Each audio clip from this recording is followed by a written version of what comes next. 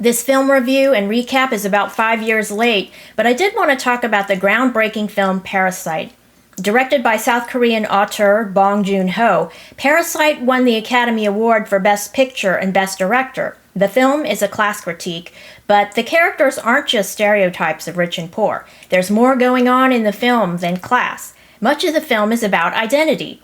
A poor family, father, mother, son, and daughter, assume false identities to infiltrate the home and family of a wealthy tech CEO. They get hired as the rich family's chauffeur, housekeeper, English tutor, and art therapist.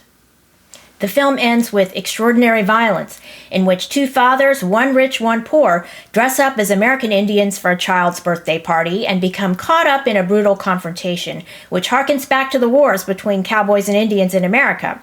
Except in this film, there are no cowboys, just good Indians and bad Indians. And yes, speaking English is a status symbol in the modern South Korea portrayed in the film. But symbols alone collapse when confronted with the reality of the job market, where 500 university graduates apply for one job opening as a security guard. This film dramatizes the extreme wealth disparity that the poor family, the Kims, seek to escape by using their brains, beauty, and con artistry. But eventually the subterfuge breaks down under a crushing inequality that the poor family realizes they will never escape, except in dreams. And did I mention the film is a comedy? Mr. Kim, the father of the poor family, is played by the distinguished actor Song Kang-ho, who starred in Memories of Murder, The Host, and Snowpiercer, all directed by Bong Joon Ho. Here he plays the humble and soft-spoken Mr. Kim, who tells his son that the best plan is to have no plan because plans never work out the way you want them to. He's worked various jobs as a valet and in food service, so he's tried his best to provide for his family, but with no job prospects, he goes along with the plot to get his son hired as the English tutor to the adolescent daughter of a wealthy tech CEO, Mr. Park. Now, faking a college degree using Photoshop, the son becomes the newly minted English tutor, now known by his American name, Kevin. He also finagles a job for his sister, now known as Jessica. Her job is art therapist to the young son of the wealthy family. Kevin then gets his dad hired as chauffeur and his mother hired as housekeeper. The young son of the wealthy family, who's just a child, notices right away that these new employees, who supposedly have never met each other before, all have the same smell. Jessica later observes, they all smell like the semi-basement apartment in which they live. The apartment has a perfect view of the street, which is one level above them, where bar hoppers stagger around and relieve themselves against the wall of the building after a night of drinking. The wealthy family goes away on a camping trip for their young son's birthday, and the poor family takes over the rich family's mansion. They marvel at how easy it was to fool the young wife of the tech CEO, who's described as a simple woman. Now, Mr. Kim observes that she's nice as well as simple, but Mrs. Kim observes, well, of course she's nice. If I were rich, I would be even nicer. Mrs. Kim warns against getting too cozy in the mansion. What if the Parks returned from their camping trip without notice? Now, the Kims would have to scatter and hide, just like the cockroaches in their semi-basement apartment.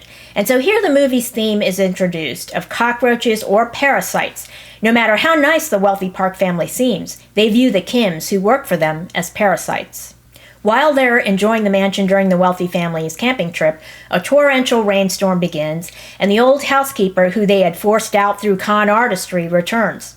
The woman reveals that the mansion has a bunker on a hidden lower level that the owners of the house don't even know about. The old housekeeper had been using the bunker as a hideout for her husband, who's wanted by loan sharks. He's lived in the bunker for 4 years. She begs Mrs. Kim to let her husband stay in the bunker and bring him food now and then.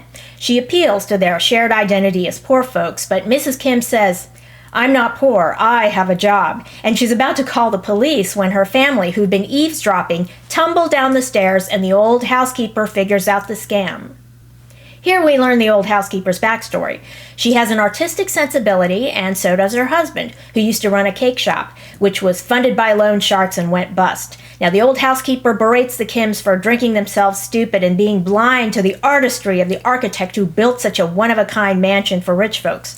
Her debt-ridden husband says, "Yeah, honey, these people don't recognize art. They reminisce about better days when they worked for the architect. Now, the old housekeeper does a hilarious impression of a North Korean news anchor, extolling the dear leader and justifying the nuclear annihilation of Seoul. And here, the filmmaker gives us a parallel to the Kim family, who've always had to do a fair amount of acting just to stay afloat. But the Kims miss the parallel. They view the old housekeeper and her husband as their enemies, rather than as a reflection of their own struggles. A fight ensues, and right then the Parks call Mrs. Kim and say they're coming home early. The rainstorm had put a damper on the camping trip. The Kims manage to put the house in order before the Parks arrive. They tie up the poor man in the bunker, but in the commotion, Mrs. Kim kicks the old housekeeper down the stairs. She hits her head and dies. Now, some critics say that the Kims should have recognized their commonality with the poor couple instead of just trying to force them out and take their place. Now, because aren't the Kims just buying into fantasy capitalism, which says everybody has an equal chance to succeed and there's nothing wrong with the system? Well, there's some weight to that argument, but it's not the whole story here. The Kims walk home in the rainstorm. Turns out their neighborhood got flooded. All of their possessions are swimming around in sewer water. The neighborhood is evacuated. The next morning, the Parks call their employees to attend an impromptu birthday party for their young child, since the camping trip was cut short. The child is a Cub Scout and wants an American Indian-themed party.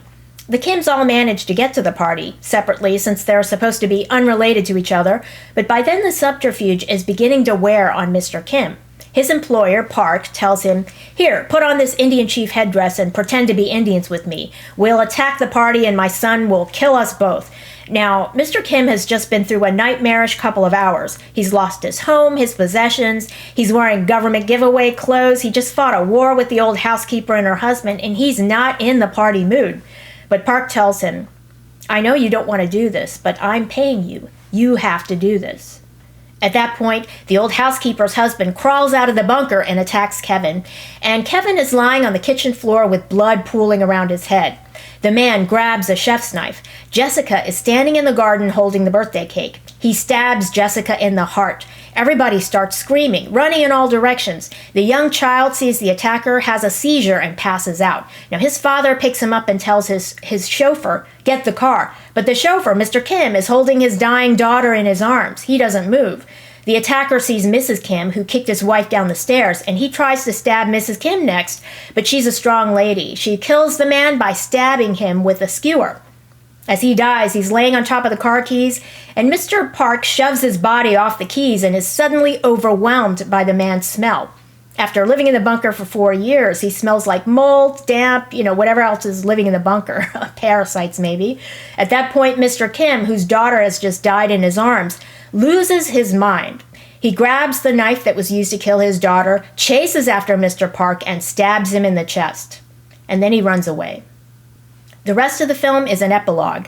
Jessica has died. Kevin and his mom are convicted of fraud, but they get off with probation. Turns out Mr. Kim is hiding out in the bunker. The police never find out about the existence of the bunker. They believe that the old housekeeper's husband was just a homeless man who had wandered into the house and gone on a rampage. At the end of the film, Kevin is sitting in the semi-basement apartment, writing a letter to his father.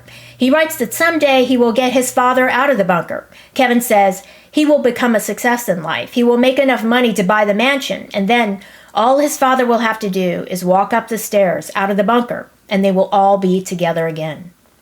It's a sad ending because we're supposed to understand that it's a dream. Kevin will never make enough money to buy that mansion.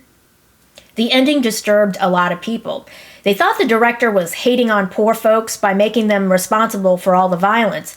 But the director's sympathies lie with the poor folks. We know that because the entire epilogue is devoted to the poor family. And we even find out what happened to the poor couple. Turns out after the house was vacated, Mr. Kim came up out of the bunker to bury the body of the old housekeeper who had died. So all the loose ends regarding the poor folks are tied up. On the other hand, Mr. Park, the rich guy, was stabbed in the chest, but we don't find out what happened to him. The director, Bong Joon Ho, who also wrote the screenplay, doesn't bother to tell us. It's often been said that history is written by the winners. Now, the history that we study is the history of kings. On the other hand, the peasants, whose labor built the cities that the kings rule, are hardly mentioned in history books. Now, in this film, it's just the reverse. By not mentioning the Park family at all in the epilogue, the director is giving them the peasant treatment. The character of Mr. Kim is really the heart and soul of the film.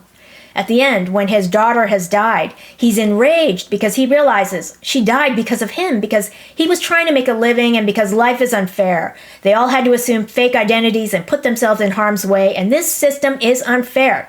I'm trying just as hard as Park. Here I am dressed as an American Indian, just like him, but the system says he's a good Indian and I'm a bad Indian. It's not fair. I actually have more in common with this stupid bastard who crawled out of the bunker. Now, some critics have said that Mr. Kim stabs Park at the end because he recognized his shared identity with the attacker who lived in the bunker. Now, I disagree with that. Now, Mr. Kim sees the man in the bunker as a stupid bastard, but he also sees himself as a stupid bastard, and he sees Park as a stupid bastard, who demanded that they all show up for a stupid birthday party on short notice and play a stupid game, and he gets to do that because he has money.